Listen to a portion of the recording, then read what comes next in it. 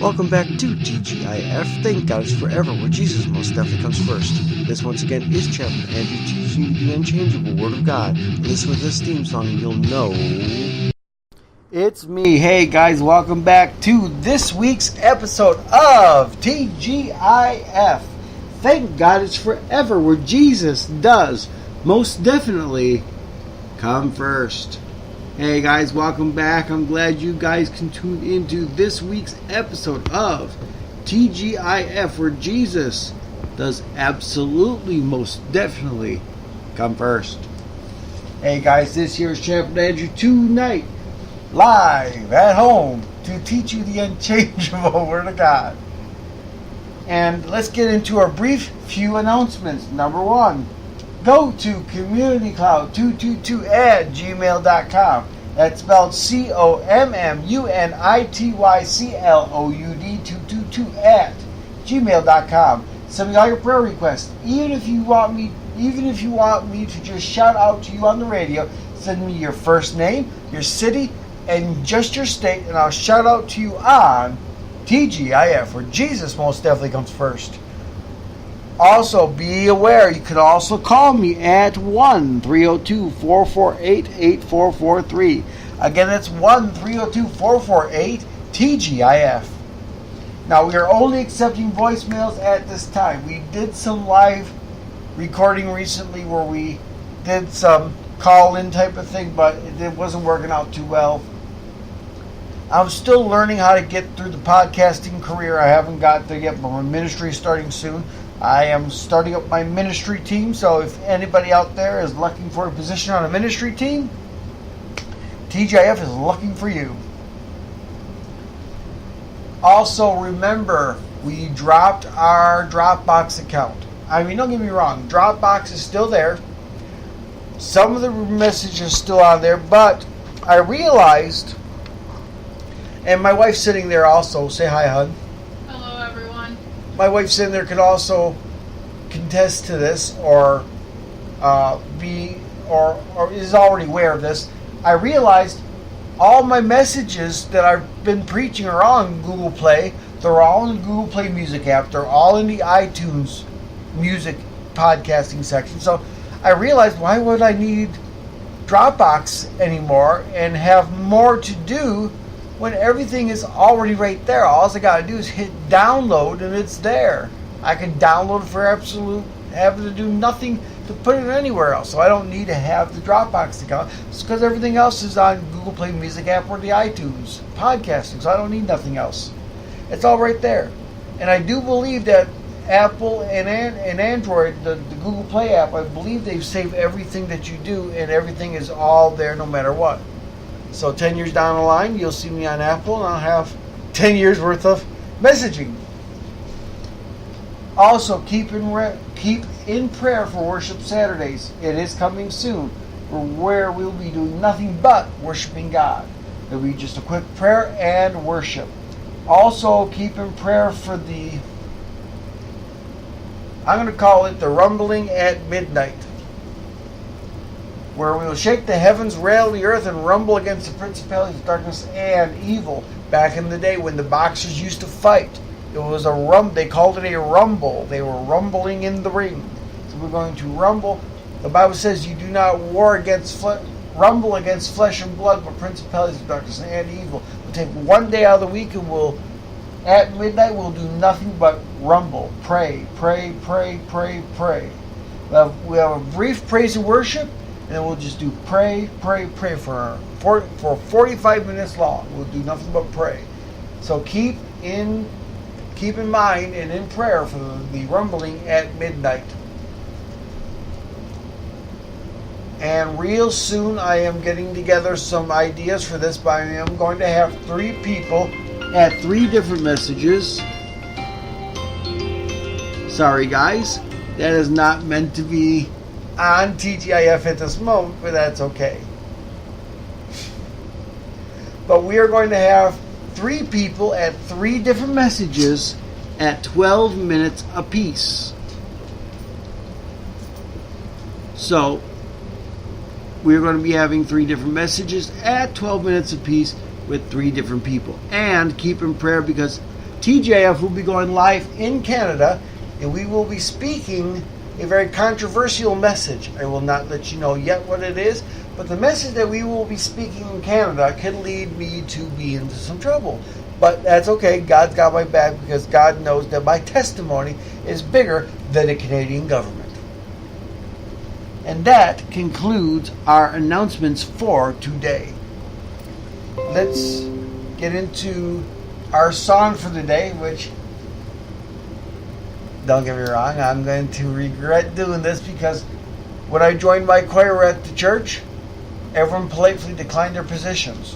When I left, they came back. Not only that, I sang once at a Baptist church, I kid you not. I started singing my heart out.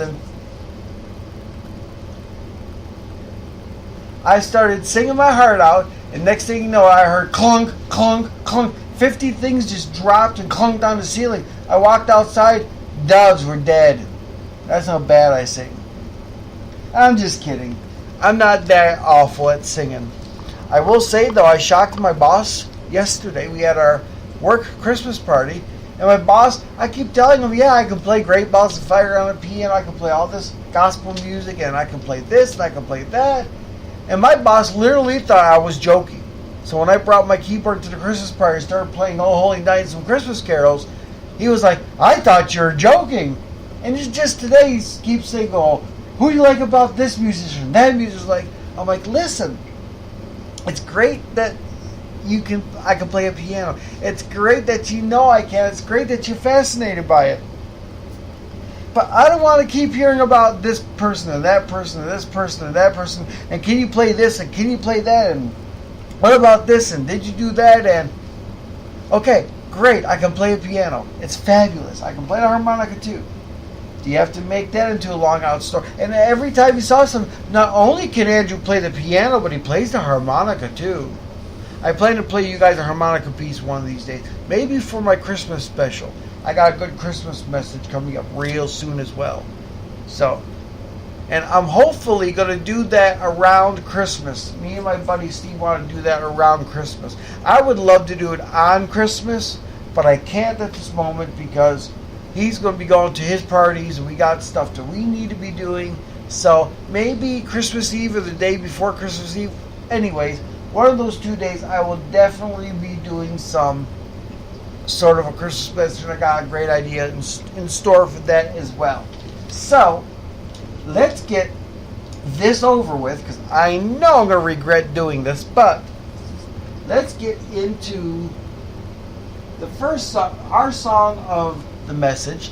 And I'm going to hate doing this, but I'm going to do it anyways because God wants me to. And please, hon, do not look at me. You know she's just going to stare me down and go, what you doing? So let's get into our song, and I am definitely not going to like singing this piece, but because there is a really low note to it, but it's okay. It is simply entitled This Old House by one of the greatest groups of the 80s and 90s, which was the original Old Friends Quartet, which then became the Cathedrals. But they never actually wrote the song. I believe it was Shaky Steve was his name. I think he wrote the song. But the Cathedrals took it on, and this is their version of the song, This Old House. I hope you truly enjoy it, and don't turn off the podcast while I'm singing. Let's do this, Lord. Ready? And let's start it.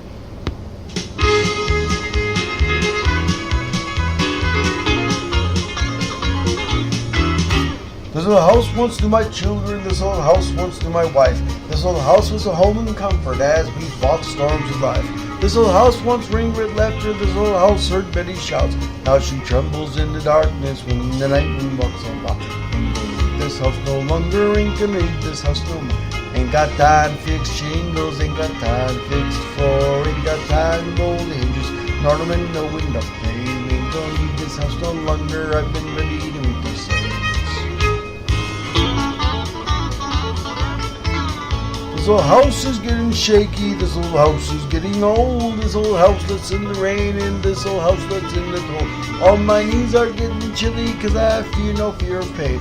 Cause I see an angel peeking through a broken window pane. This house no longer can leave this house no more. Ain't got time to fix shingles, ain't got time to fix the floor.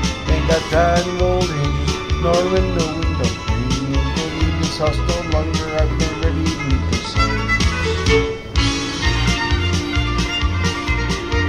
Now my hound dog lies asleep when he don't know that I'm gonna leave, else he'll wake up by the fireplace and sit there howl and breathe. All my hunting days are over, ain't gonna hunt the coon no more.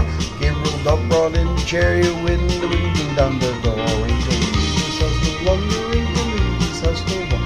Ain't got time to fix shingles, ain't got time to fix the floor. Ain't got time to roll the hinges, nor the window pane. Ain't gonna leave this house no longer. House no longer. I've been ready to meet the saints when the saints go marching in. When the saints go marching in. Oh Lord, I want to be in that number when the saints go marching in. When the saints go marching in. When the saints go marching in. Oh Lord, I want to be in that number when the saints go marching in. Don't leave his house no longer. Don't leave his house no more. Ain't got time to fix shingles, ain't got time to fix floor. Ain't got time to roll hinges, nor window pane. Ain't gonna leave his house no longer. Ain't gonna leave his house no longer. I've been. Okay, let's look at a few scriptures here. First one is Mark 4:38. So we go to Mark 4 and verse 38. Let me see what my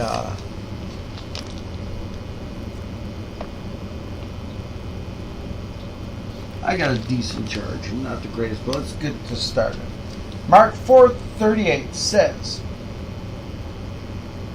starting at verse 3, but Jesus was in the stern of this boat, asleep.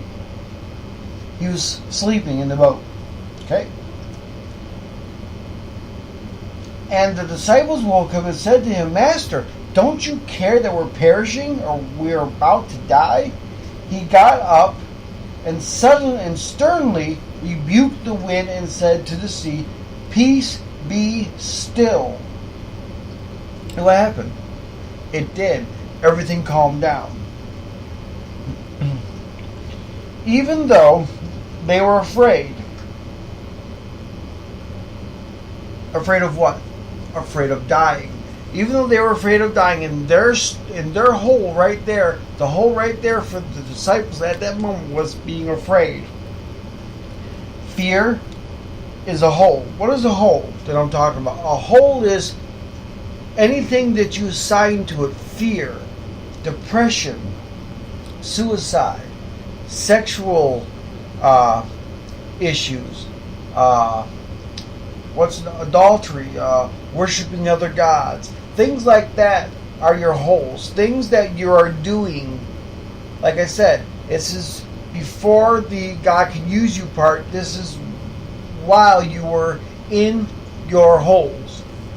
And the hole for Moses was premeditated murder. He looked around to see if anyone was there, didn't see nobody, and then slew the guy and tried to bury him in the sand. Noah in the ark. His hole was after he got off, he got drunk, passed out naked. His son covered up his nakedness. When he awoke, he cursed his son out for doing so. Rahab's hole was she was a prostitute. So those are the holes specifically named. Drunkenness, Noah. Murder, Moses. And prostitution, Rahab. So those are specific names of their specific holes. So even though their hole at that moment was fear, they were afraid of dying. Even though their hole was fear, Jesus jumped in their hole and helped.